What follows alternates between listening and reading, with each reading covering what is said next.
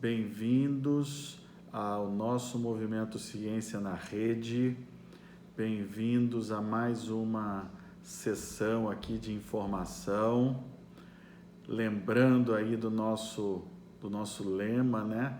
Levar conhecimento ao profissional clínico, levar conhecimento científico, porque quem aprende não depende, é isso aí. Bom, me apresentando, para quem não me conhece, sou o professor Dr. Rodrigo Lopes Martins, ex-presidente da Associação Mundial de Laser, professor com mestrado, doutorado, pós-doutorado e com título de livre docente em farmacologia pela Faculdade de Ciências Médicas da Unicamp. Sou cientista, pesquisador há mais de 25 anos. Então, eu gosto sempre de me apresentar, especialmente porque o pessoal da minha produção sempre me lembra, se apresentem, porque tem gente que pode ainda não te conhecer. Então, estou me apresentando, né? Tenho aí, hoje, mais de 150 artigos internacionais publicados, já orientei, já formei mais de 50 mestres e doutores e pós-doutores, né? E hoje estou numa missão que é levar o conhecimento ao profissional clínico, não apenas aos meus colegas pesquisadores e aos meus alunos de pós-graduação, mas a você que está aí na linha de frente do tratamento. Você que é médico, você que é fisioterapeuta, você que é esteticista, né, bacharel em estética, você que é biomédico, dentista, veterinário, farmacêutico, tudo isso. Todos os profissionais de saúde que podem vir um dia a se interessar pelo tema de fototerapia, fotobiomodulação, seus tratamentos, né? Todo o universo da biofotônica nós estamos falando. Depois a gente vai até expandir um pouco mais, falar sobre outros temas de farmacologia também, que é uma área bastante interessante. Então, assim, o que vier, o que o pessoal pedir nessa área de saúde, a gente vai falar. Eu quero falar um pouco de atividade física, né? Eu tenho alguns trabalhos na área de laser terapia na atividade física. Na verdade, o primeiro artigo da literatura científica mundial de laser terapia na fadiga é de minha autoria, né? Então, hoje, depois a gente vai falar um pouco sobre isso. Eu queria, na verdade, o que eu quero falar um pouco hoje para vocês, eu quero falar um pouco mais sobre aplicações da fotobiomodulação na estética. Eu já discuti um pouco com vocês sobre acne. Eu falei para vocês da origem, um pouquinho da fisiopatologia desse problema estético, desse problema dermatológico, né? E aí eu mostrei para vocês o que havia de evidência científica, especialmente por quê?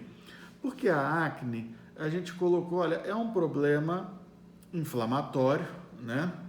É um problema dermatológico inflamatório que pode ser contaminado, pode ter colonização bacteriana. Então, normalmente, as terapias existentes, elas tendem a atacar essa inflamação, atacar essa colonização bacteriana para poder matar micro-organismos, né? E eu queria diferenciar com vocês também que tratar a acne é diferente de tratar ou tentar melhorar a cicatriz acneica, né? São coisas bem diferentes. O que você observa na cicatriz da acne? O nome já diz, é uma cicatriz. Normalmente, aquela cicatriz da acne, ela é um resultado, ela é o quê? Ela é uma fibrose. Ela é uma fibrose. E quem aprender comigo sobre o processo inflamatório vai ver que esses processos fibróticos, eles são resultado de um processo inflamatório, de uma inflamação mal resolvida.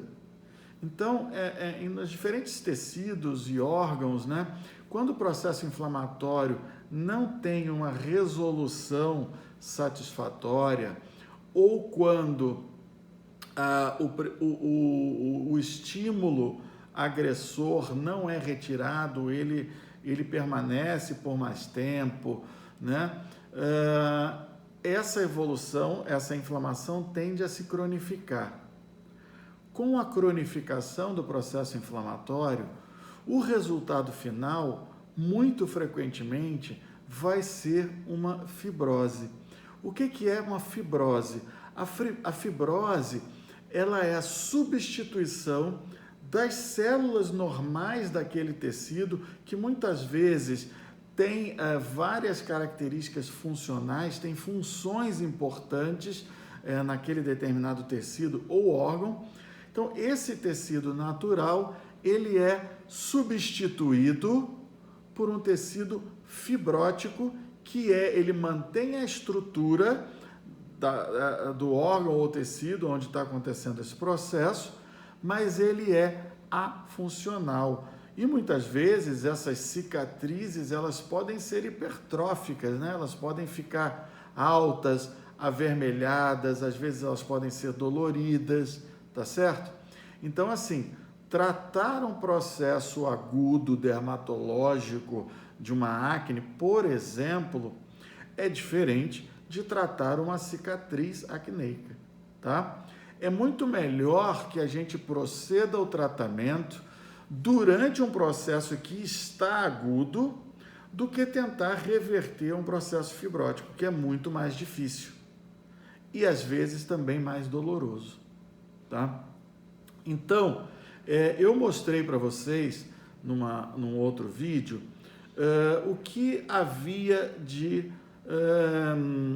evidências científicas para tratamentos de fototerapia, especialmente utilizando luz azul, que é uma das mais faladas para o tratamento da acne. Por que a luz azul é a mais falada para o tratamento da acne?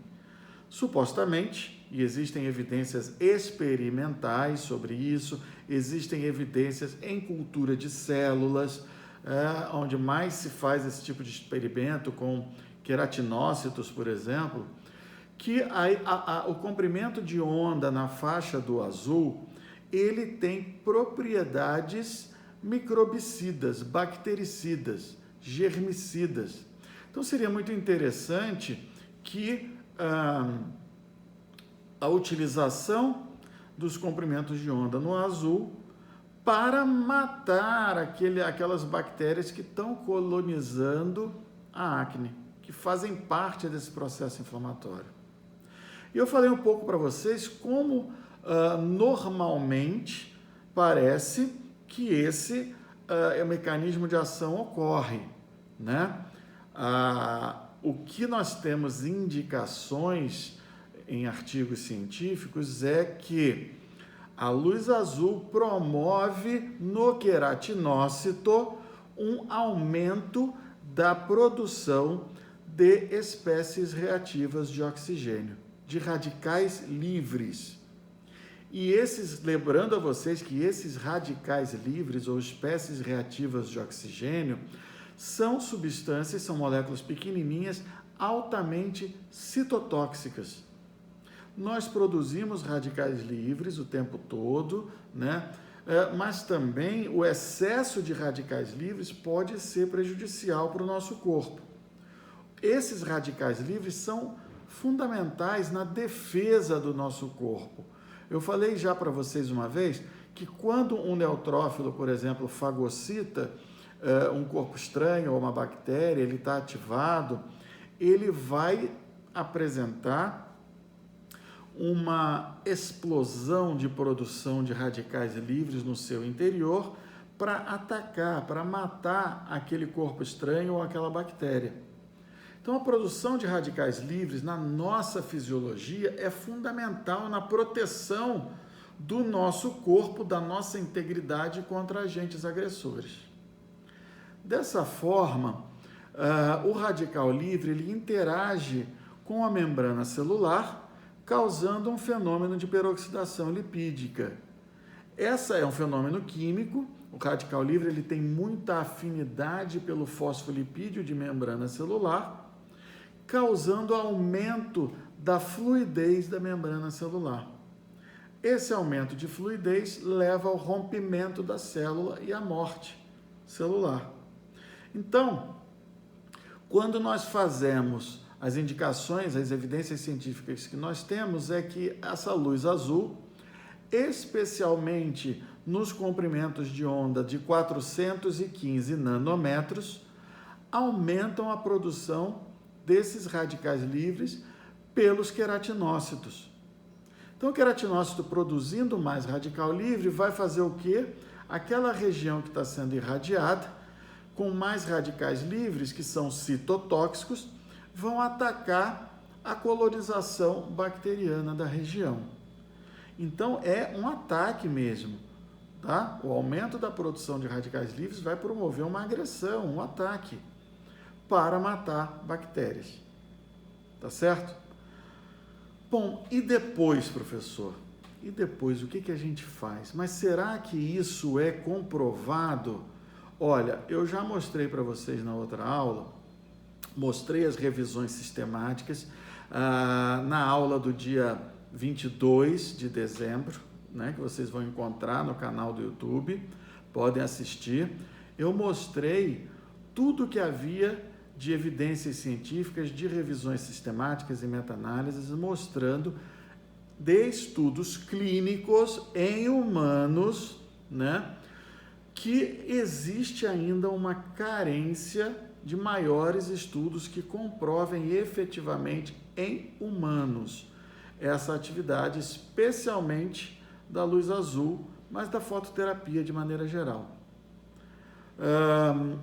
Os estudos até o final de 2019 apresentados, eles são classificados ainda como inconclusivos, devido ao baixo número de estudos, tá?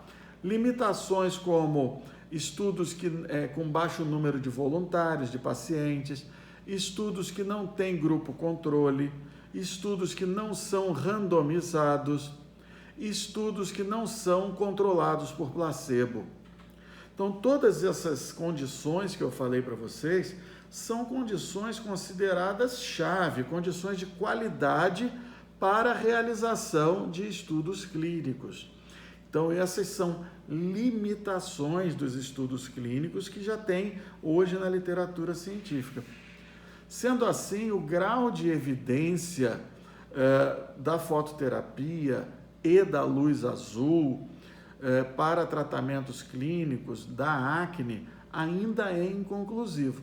Não quer dizer que não funcione de maneira nenhuma. Tá? Eu estou colocando para vocês dentro daquela filosofia que eu mostrei, que é o quê? Ah, professor, mas eu acredito que funcione. Então eu falo novamente aquela minha frase célebre. Acreditar, eu acredito em Deus. Em ciência, a gente prova.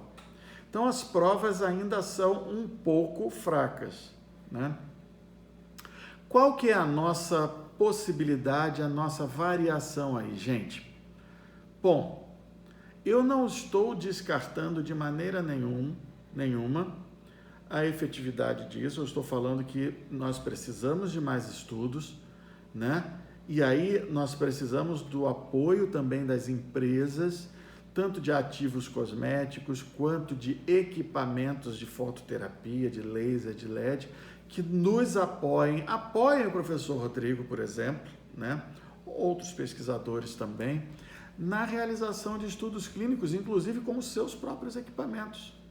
Se você é um fabricante, você pode patrocinar um estudo clínico para comprovar que o seu equipamento funciona. Nós precisamos disso, o profissional precisa dessa certeza, né? Muito bem. Então, vamos fazer aqui um parênteses e vamos falar assim, eu não estou dizendo, por exemplo, que os ativos, os dermocosméticos, os medicamentos não funcionam, pelo contrário. Nós temos evidências também que vários medicamentos ajudam muito, tem uma boa efetividade, o peeling químico com ácido acetil salicílico, por exemplo, outras substâncias, o uso de substâncias aí de retinóicos aí também auxiliam, né, no tratamento. E muitos dessas substâncias, o próprio ácido acetil salicílico também, são agentes que agridem a pele, né? Então, o que nós podemos fazer?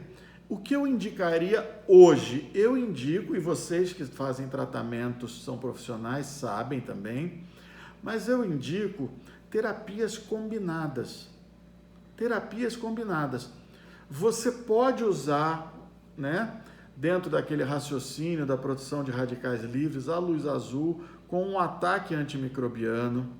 Vocês podem usar um peeling químico, né, com o próprio ácido acetil salicílico ou outras substâncias aí que vocês, né, podem ter a experiência de utilizar. E o que eu recomendo para vocês? Eu recomendo para vocês que, tendo essa terapia de base para atacar a contaminação, atacar os germes, os micróbios, as bactérias da acne, depois você venha a fazer uma terapia com LED ou laser, de preferência para essa indicação vermelha, tá? Eu estou com o meu computador aberto aqui e ele está no site da National Library of Science, do PubMed, que é a maior biblioteca, a maior base de dados de saúde do mundo, do National Institute of Health nos Estados Unidos. Eu vou digitar agora uma palavra-chave para vocês. Vou colocar aqui, por exemplo, LLLT, que é uma das palavras-chave mais antigas para Low Level Laser Therapy, tá? Eu vou colocar LLLT and Wound, W-O-U-N-D, né? Que seria ferida. Se eu colocar isso agora, olha, LLLT and Wound, vou dar Enter. Vamos ver quantos estudos aparecem aqui. 1.519 estudos. Então, a laser terapia para feridas, nós temos hoje, isso entrando somente com uma palavra-chave, né, Low Level Laser Therapy. Eu não entrei com Phototherapy, eu não entrei com Photobiomodulation, nenhuma outra palavra-chave. Mas eu entrei só com uma. 1.519 artigos no dia de hoje, só sobre laser terapia para feridas, tá certo? A laser terapia para feridas, para lesões, ela é conhecida desde 1969. A primeira aplicação clínica da laser terapia, observada e publicada nos meios científicos, foi exatamente para feridas, para reparo tecidual, para cicatrização, para boa cicatrização. Então, nós temos 1.519 artigos só entrando uma palavra-chave. Então, qual é, né? Se eu colocar, vamos dizer aqui, para acne especificamente, acne and low level laser therapy, vamos ver 208 artigos só de laser terapia e acne, tá? 208 artigos hoje. Então, assim, a literatura científica já é bastante consolidada, já temos todas as provas suficientes em estudos clínicos e experimentais de que laser terapia e, no seu reboque, o LED, funcionam também muito bem para o reparo tecidual. Então, veja bem, quando você tem o processo inflamatório ativo, agudo, o que nós desejamos? Nós desejamos resolver o processo inflamatório e desejamos um reparo desse tecido que foi lesado, que foi inflamado, né? Então, a laser terapia e a LED terapia, elas são capazes de acelerar o processo de resolução da inflamação. É claro, você não vai resolver um processo inflamatório de um local que esteja contaminado por bactérias. Então, você fazendo a descontaminação, seja da forma que você escolher, seja utilizando a luz azul, seja utilizando substâncias, antibióticos, substâncias químicas, né? Depois disso, o que que você vai fazer? Você vai usar um LED vermelho ou um laser vermelho para acelerar e melhorar a qualidade da cicatrização, do reparo tecidual, para que você não venha a ter uma cicatriz hipertrófica. Tá certo? Nós já sabemos disso. Você pode fazer a experiência de entrar no PubMed, na Biblioteca Nacional Americana, né, do NIH, do National Institute of Health, e fazer uma busca de laser terapia. Pode botar low level laser therapy, pode botar photobiomodulation, pode botar, coloca lá inflammation, coloca o wound healing, né, reparo tecidual, reparo de feridas, cicatrização de feridas. Você vai encontrar muito material bom que já vem sendo publicado e estudado há mais de 2 ou até 3 décadas, tá certo? Então eu estou indicando para você hoje, faça o tratamento, pode ser um antibiótico, pode ser um peeling químico, vai depender da sua avaliação, né? E depois você vai entrar com uma fototerapia, uma fotobiomodulação com laser ou LED vermelho. Comprimentos de onda, né, que vão ali dos 635 aos 680, 670 nanômetros, que é no comprimento de onda vermelho, tá? E não vai aplicar doses altas. As doses de energia precisam ser muito bem colocadas. Por quê? Porque você não quer, nesse ponto, você quer acelerar o reparo tecidual, você quer reduzir a dor, você quer reduzir a hiperalgesia, você quer reduzir a inflamação e acelerar o reparo. Normalmente, essas radiações na faixa do vermelho, nós usamos aí uma dose em torno de 3 joules de energia por ponto de aplicação. Isso, obviamente, varia muito de qual é o seu equipamento. Se você tiver uma máscara, uma manta de LED vermelho ou de laser, ou se você vai fazer aplicações pontuais, aí a gente precisa estudar melhor. A gente precisa ver, né? A gente tem muita variação, um espectro muito grande de tipos de equipamentos, tá? E aí a gente precisa ver qual é o equipamento, estudar o equipamento, tá certo? Na área de estética, diferente da área de fisioterapia, tem equipamentos diferentes da fisioterapia, diferentes da veterinária. Então a gente precisa ter um pouco de cuidado com isso, tá bom? Por isso que é importante, gente, você conhecer os mecanismos de ação do laser e do LED, conhecer dosimetria. Tudo isso eu posso, né, eu vou tentando entregar para vocês irem ficando cada vez mais independentes. Tá certo? Então, faça o seu tratamento da acne no processo inflamatório agudo, ativo, quando está vermelho, quando tem pontinho branco, quando está quente, tudo isso indica um processo inflamatório agudo. Vamos entrar com uma terapia para descontaminação, né? E podemos depois entrar com uma terapia de laser ou de LED vermelho, tá certo? Que são comprimentos de onda mais superficiais e que vão acelerar a resolução do processo inflamatório e acelerar a cicatrização tecidual, dando muito mais qualidade ao processo de reparo tecidual. Eu não gosto de falar cicatrização, por quê? Vou explicar para vocês.